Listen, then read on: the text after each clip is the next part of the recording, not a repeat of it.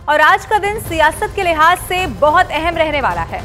एक तरफ दिल्ली के रामलीला मैदान में विपक्षी गठबंधन के नेता रैली कर रहे हैं, जिसमें 28 दलों से नेता शामिल हुए हैं। वहीं दूसरी तरफ मेरठ से प्रधानमंत्री नरेंद्र मोदी उत्तर प्रदेश में चुनावी शंखनाद करने जा रहे हैं। मेरठ में पीएम मोदी का मेगा शो होने जा रहा है, तैयारियां पूरी हो चुकी हैं। एनडीए के कई बड़े नेता मेरठ की रैली के मंच पर मौजूद रहने वाले हैं और इसी से जुड़ी अलग अलग दो तस्वीरें आपके टीवी स्क्रीन पर। एक तरफ दिल्ली के रामलीला मैदान की तस्वीर है और दूसरी तरफ एनडीए की रैली, जो कि उत्तर प्रदेश के मेरठ में होने वाली है। तो सियासत का सुपर संडे आज माना जा रहा है और इसलिए क्योंकि एक तरफ आईएनडीआईए गठबंधन की मेगा रैली है, वहीं दूसरी तरफ मेरठ उत्तर प्रदेश, पश्चिमी उत्तर प्रदेश, अगर खासकर लोकसभा चुनाव की बात करें तो बेहद अहम रहने वाला है और सबकी नजरें पश्चिमी उत्तर प्रदेश पर ज्यादा अब की बार टिकी रहेंगी, क्योंकि जो सियासी समीकरण है वो अब की बार बदले हैं। 28 सीटों पर अब की बार प्रभाव होगा, जहां से प्रधानमंत्री नरेंद्र मोदी संबोधित करेंगे। वहीं उद्धव ठाकरे आप देख रहे हैं दूसरी रैली में संबोधित करते हुए। तो थोड़ी देर में विपक्षी गठबंधन आईएनडीआईए की रैली शुरू होने वाली है। रैली के मंच पर गठबंधन के कई बड़े नेता पहुंचना शुरू हो चुके हैं। अखिलेश यादव, राहुल गांधी, प्रियंका गांधी वाड्रा, शरद पवार और उद्धव ठाकरे के अलावा तेजस्वी यादव और सीताराम येचुरी मौजूद हैं। जो तस्वीरें वहां से सामने आई हैं आपके टीवी स्क्रीन पर है। राहुल गांधी आपको यहां पर दिखाई दे रहे हैं। इससे पहले अखिलेश यादव और प्रियंका गांधी, आपको ये भी बता दें कि इस लिहाज से भी खास है चूंकि अरविंद केजरीवाल कस्टडी में है और ऐसे में उनकी पत्नी, उनका संदेश यहां पर इसी रैली के दौरान पढ़ने वाली है। और इससे पहले भी वो 3 बार संदेश पढ़ चुकी हैं, लेकिन अरविंद केजरीवाल के अलावा सत्येंद्र जैन और संजय सिंह भी क्योंकि जेल में हैं, उनकी भी दोनों पत्नियां जो हैं वो मौजूद होंगी। संजय सिंह की पत्नी अनीता सिंह, वहीं सत्येंद्र जैन की पत्नी पूनम जैन भी मंच साझा करेंगी। फिलहाल मल्लिकार्जुन खड़गे और तमाम गणमान्य नेता जो है वो आपको दिखाई दे रहे होंगे। महबूबा मुफ्ती, शरद पवार, उद्धव ठाकरे को अब से थोड़ी देर पहले आप देख रहे थे, और राहुल गांधी, भगवंत मान जैसे सरीखे जो आईएनडीआईए गठबंधन के बड़े नेता हैं वो इस मंच पर मौजूद हैं। अखिलेश यादव की भी मौजूदगी है।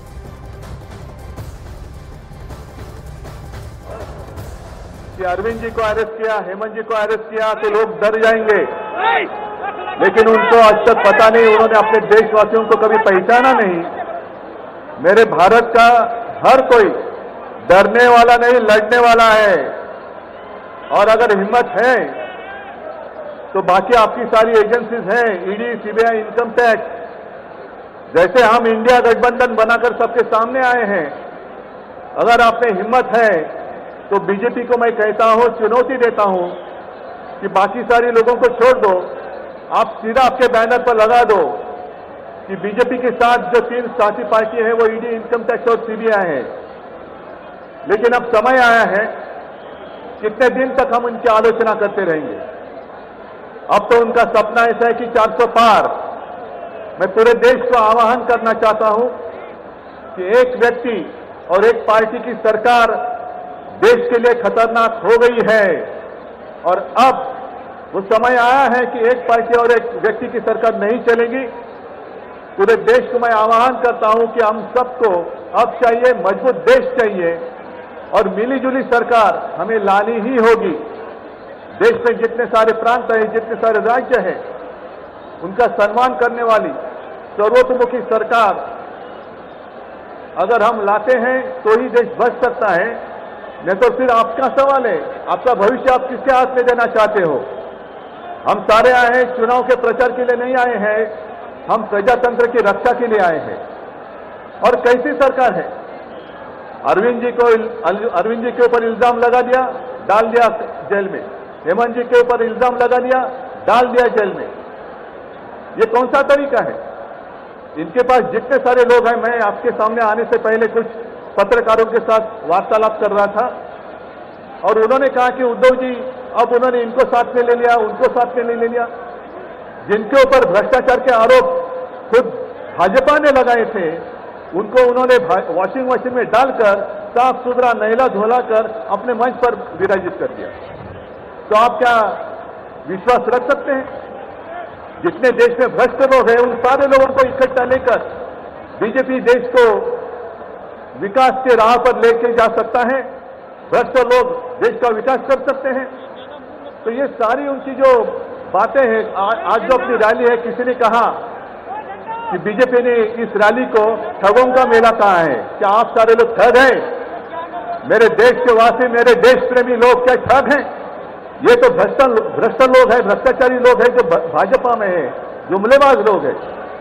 और मैं ये भी जानता हूं, मुझे याद है कि कुछ दिन पहले उत्तर भारत के सारे किसान दिल्ली आना चाहते थे, नहीं आने दिया।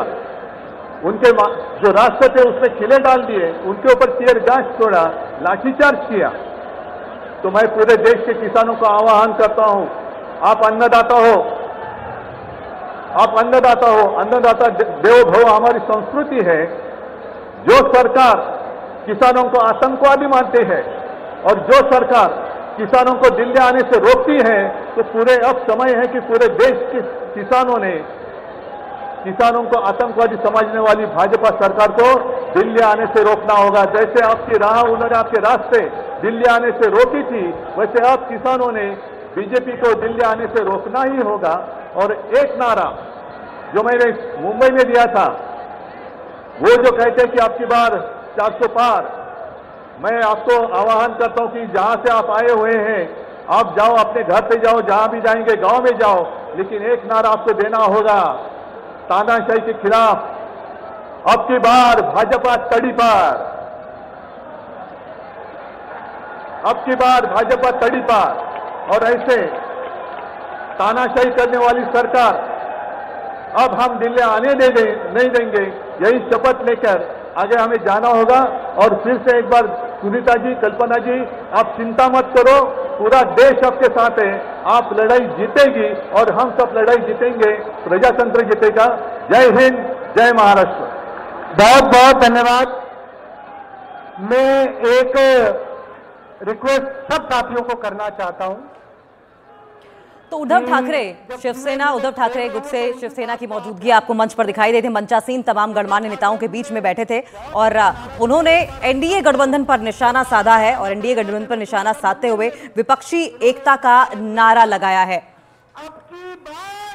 ये तस्वीरें भी आपको हम दिखा रहे हैं एक के बाद एक। अब जो तमाम विपक्ष के बड़े चेहरे आपको इस वक्त दिखाई दे रहे हैं, तेजस्वी यादव यहाँ पर मौजूद हैं, भगवंत मान इस तस्वीर में आपको दिखाई दे रहे हैं। मैं आपको ये बता दूं कि एक एक करके आज सबका यहाँ पर संबोधन होने वाला है और यहाँ पर घेरा जाएगा एक के बाद एक केंद्र सरकार को। देखिए, फारूक अब्दुल्ला की तस्वीरें भी आप देख रहे हैं, हाथों में हाथ पकड़कर किस तरीके से एक दूसरे का हाथ उठाते हुए, साथ में तेजस्वी यादव, भगवंत मान की तस्वीरें भी आपको देखने को मिल रही होगी। संभवतः यही मैसेज जो इंडिया गठबंधन है, INDIA की इस रैली में पास ऑन करने की कोशिश की जा रही है, किया गया। और इससे पहले उद्धव ठाकरे ने अपने संबोधन में तमाम बड़ी बातें कही थी। लेकिन एक बात और, पिछली बार जब मुंबई में रैली हुई थी तो राहुल गांधी ने कुछ ऐसा बयान दे दिया था जिसके बाद जो सियासी बयानबाजी है वो और ज्यादा बढ़ गई थी। और देखना यह होगा कि अब की बार इस तरह की कोई बयानबाजी होती है या नहीं। सीधा हम नीरज, हमारे सहयोगी, और हमारे सहयोगी जावेद भी जुड़े हुए हैं, क्योंकि नीरज, हम मुंबई की रैली का जिक्र कर रहे थे। आपको याद होगा कि किस तरीके से राहुल गांधी ने कुछ ऐसी बयानबाजी की थी कि उसके बाद जो सियासी बवंडर है वो उन्हीं की तरफ मुड़ गया था।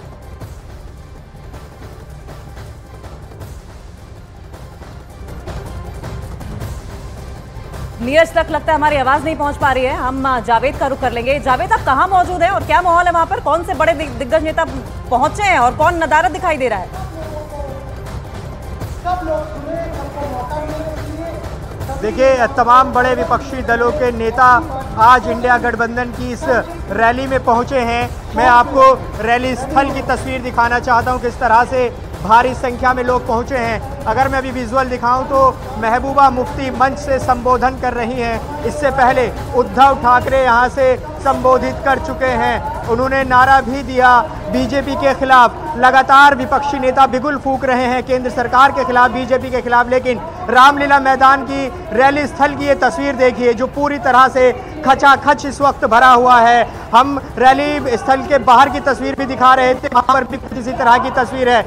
देखिए, किसी भी राजनीतिक दल की या संगठन या गठबंधन की सबसे बड़ी चुनौती ये होती है कि रामलीला मैदान को पूरा भर दिया जाए। लेकिन अगर मैं आपको तस्वीर दिखाऊं तो पूरी तरह से रामलीला मैदान आपको पैक नजर आएगा। लगातार लोग यहां पर पहुंच रहे हैं। तमाम बड़े नेता मौजूद हैं मंच पर, चाहे राहुल गांधी हो, मल्लिकार्जुन खड़गे हो, शरद पवार हो, भगवंत मान हो, अरविंद केजरीवाल की पत्नी सुनीता केजरीवाल मौजूद हैं, हेमंत सोरेन की पत्नी कल्पना सोरेन मौजूद हैं। एक कुर्सी मुझे वहां पर खाली नजर आ रही है, संभवतः वहां पर सोनिया गांधी बैठेंगी। 4 महिला, हो सकता है कि एक तस्वीर साथ दिखाई दे सोनिया गांधी, आतिशी, सुनीता केजरीवाल और कल्पना सोरेन मंच की। जावेद आप बने रहिए हमारे साथ, नीरज भी हमारे साथ मौजूद है। नीरज, जावेद बता रहे थे सोनिया गांधी भी यहाँ पर पहुंचने वाली है, कुर्सी उनकी खाली रखी गई है। आपके पास क्या और डिटेल है, कौन सा चेहरा जो अभी तक नहीं पहुंचा है और उसका इंतजार है यहाँ पर?